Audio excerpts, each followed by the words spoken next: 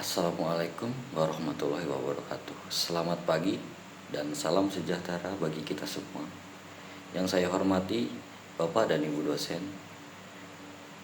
serta teman-teman yang saya banggakan.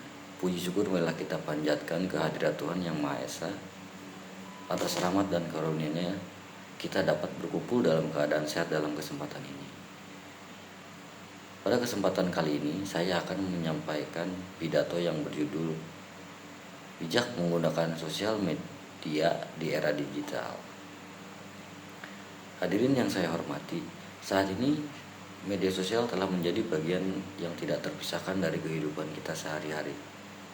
Mulai dari bangun tidur hingga sebelum tidur kembali, sebagian besar dari kita hampir selalu terhubung dengan media sosial seperti Instagram, TikTok, dan lain-lain. Media sosial memberikan banyak manfaat seperti mempermudah komunikasi, mencari informasi, hingga menjadi sarana hiburan dan pembelajaran. Namun, di balik manfaat tersebut, media sosial juga memiliki dampak negatif apabila digunakan secara tidak bijak. Oleh karena itu, penting bagi kita untuk memahami bagaimana cara menggunakan media sosial secara cerdas, sehat, dan bertanggung jawab. Hadirin yang saya hormati, perkembangan teknologi digital membuat penggunaan media sosial meningkat sangat pesat. Menurut rangkuman We Are Social dan Website tahun 2024, masyarakat Indonesia rata-rata menghabiskan lebih dari 3 jam per hari untuk menggunakan media sosial. Angka ini menunjukkan bahwa media sosial memiliki pengaruh besar terhadap kehidupan masyarakat, khususnya generasi muda. Media sosial sebenarnya memiliki banyak dampak positif. Kita dapat memperoleh informasi dengan cepat, memperluas relasi pertemanan, mempromosikan usaha, bahkan mengembangkan kreativitas melalui berbagai konten digital.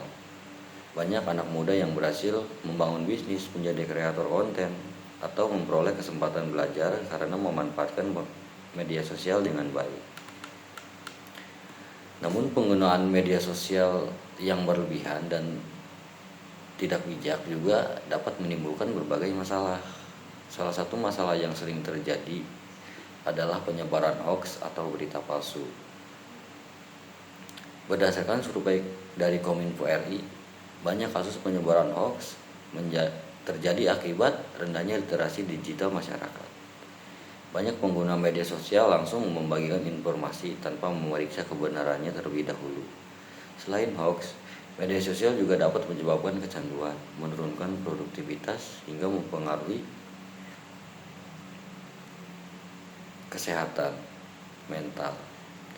Tidak sedikit orang-orang merasa cemas, kurang percaya diri, atau mudah membandingkan hidupnya dengan orang lain karena terlalu sering melihat kehidupan orang lain di media sosial.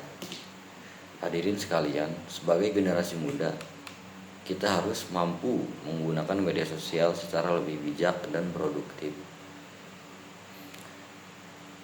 Ada beberapa langkah sederhana yang dapat kita lakukan. Pertama, gunakan media sosial untuk hal-hal yang bermanfaat seperti belajar, mencari informasi positif, dan mengembangkan keterampilan. Kedua, saring informasi sebelum membagikannya. Pastikan berita yang diterima berasal dari sumber terpercaya agar tidak ikut menyebarkan hoax. Ketiga, batasi penggunaan media sosial agar tidak mengganggu aktivitas belajar, pekerjaan, maupun interaksi sosial di dunia nyata. Keempat, jaga etika dalam berkomunikasi di media sosial. Hindari ujaran kebencian, perundungan digital, maupun komentar yang dapat menyakiti orang lain. Hadirin yang saya banggakan, media sosial ibarat pisau bermata dua. Jika digunakan dengan bijak, media sosial dapat memberikan banyak manfaat dan peluang. Namun, jika digunakan secara sembarangan, media sosial dapat membawa dampak buruk bagi diri sendiri maupun orang lain. Oleh karena itu, mari kita menjadi pengguna media sosial yang cerdas, kritis, dan bertanggung jawab agar teknologi digital benar-benar memberikan manfaat positif bagi kehidupan kita. Hadirin yang saya hormati, demikian pidato yang dapat saya sampaikan mengenai pentingnya bijak menggunakan media sosial di era digital. Semoga apa yang saya sampaikan dapat menambah kesadaran kita semua dan lebih berhati-hati dan lebih bijak dalam menggunakan media sosial. Mari kita manfaatkan media sosial sebagai sarana untuk belajar, berkarya, menyebarkan hal-hal baik kepada masyarakat. Apabila terdapat kata-kata yang kurang berkenan, saya mohon maaf yang sebesar-besarnya. Terima kasih atas perhatiannya. Hadirin sekalian, wassalamualaikum warahmatullahi wabarakatuh.